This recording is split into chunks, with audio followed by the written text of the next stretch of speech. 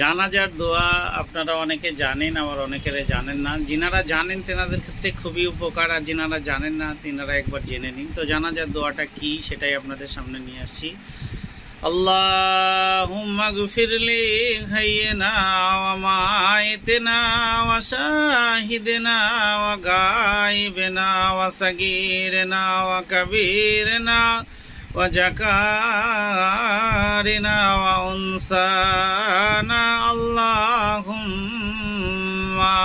মান আয়াইতাহু মিন্না ফাইহি আলাল ইসলাম ওয়া মান তাওয়াফাইতাহু মিন্না ফাতাওফাহু আলাল ঈমান আল্লাহুম্মা আলা তাহরিমনা আজরাহু আলা তাফতিননা বাদাহু।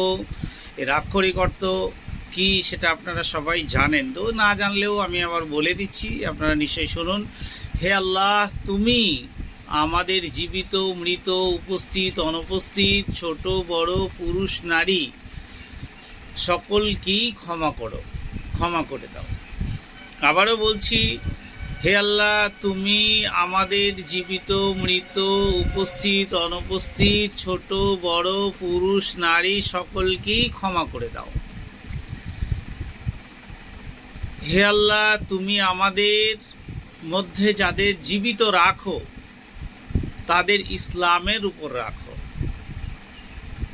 আর যাদের মৃত্যু দাও তারা যেন ঈমানের অবস্থায় মরে।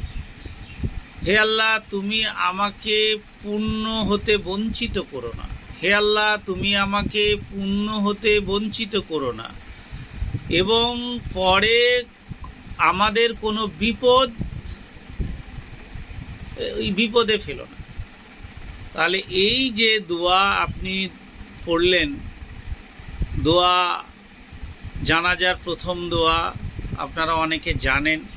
যিনারা জানেন না তেনারা শুনে শ্রবণ করে মুখস্থ করে নেবেন, এবং যিনারা জানেন তেনারা শুনে আক্ষরিক অর্থগুলো বুঝে নেবেন।